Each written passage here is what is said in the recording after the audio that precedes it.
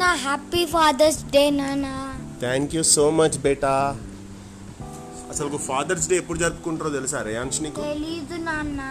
తెలీదా? అసలు fathers day అనేది ఎవ్రీ థర్డ్ సండే ఆఫ్ జూన్లో జరుపుకుంటారు. ఓకేనా?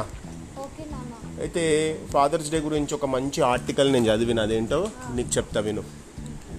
ఉద్యోగం అంటూ ఉదయాన్నే లేచి వెళ్ళే నాన్న ఇంటి పట్టున ఉండలేడు కదా, కంటి నిండా నిద్రపోలేడు. ఇంటి బాధ్యతలను ఒంటి స్తంభంలా మోస్తూ తన సంపాదన అంతా కుటుంబానికే వెచ్చిస్తాడు. పిల్లల భవిష్యత్తు నిరంతరం తాపత్రయపడతాడు. అటువంటి నాన్నకు కూడా అమ్మతో సమానమైన గుర్తింపు ఉండాలనే తలంపుతో 1910 జూన్లో థర్డ్ సండేని తొలిసారిగా ఫాదర్స్ డే వేడుకలు నిర్వహించారు. ఈ సందర్భంగా ఫాదర్స్ డే ఎలా వచ్చిందో తెలుసుకుందామా?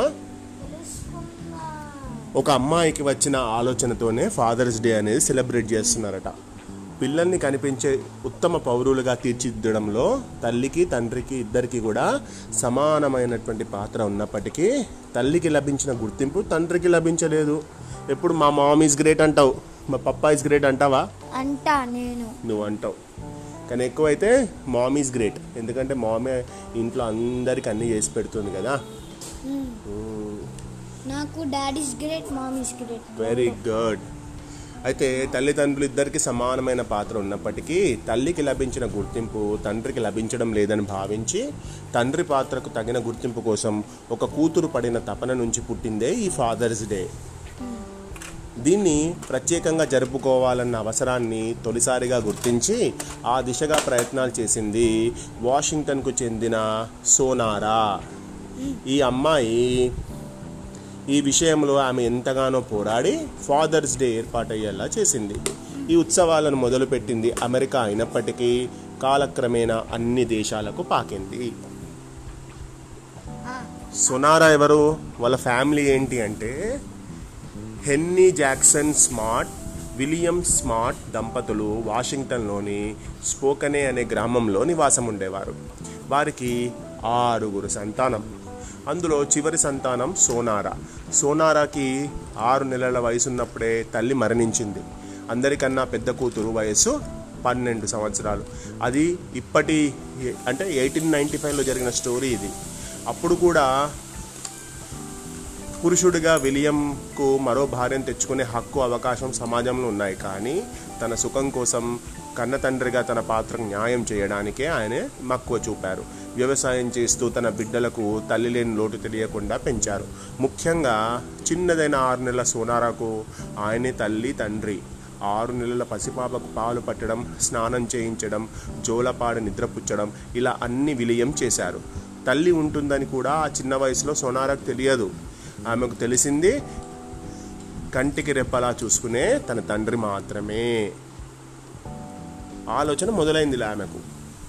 ఇదంతా చూస్తూ పెరిగిన సోనారాకి 27 ఏళ్ల వయసులో ఒక ఆలోచన వచ్చింది.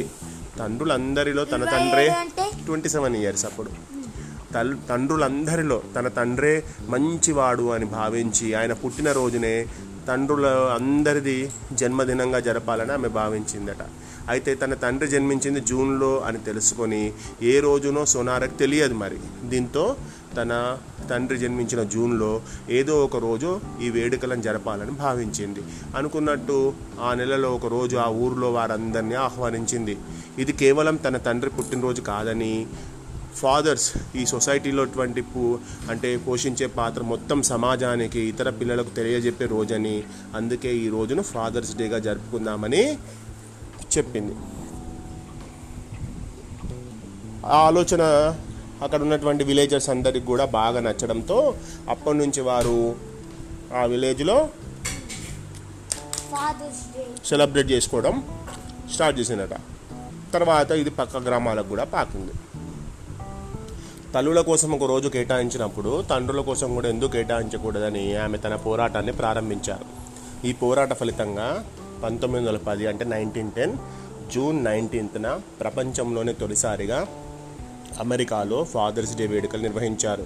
నిజానికి ఆమె జూన్ 5న ఈ వేడుకలు నిర్వహించాలని అనుకోని కారణాల వల్ల ఆలస్యం అవ్వడంతో చివరికి జూన్ 3వ ఆదివారాన్ని ఫాదర్స్ డేగా నిర్ణయించారు. 1916లో అప్పటి అమెరికా అధ్యక్షుడు వుడ్రో విల్సన్ దీన్ని అధికారికంగా ఆమోదించారు. 1966లో జూన్ 3వ ఆదివారం ఫాదర్స్ డే జరుపుకోవాలంటూ దీనికి సంబంధించినటువంటి ఒక తీర్మానంపై అధ్యక్షుడు లిండన్ జాన్సన్ సంతకాలు చేశారు. తర్వాత దీన్ని నిర్వహించేందుకు శాశ్వత జాతీయ ప్రతిపత్తిని రిచర్డ్ నిక్సన్ కల్పించారు.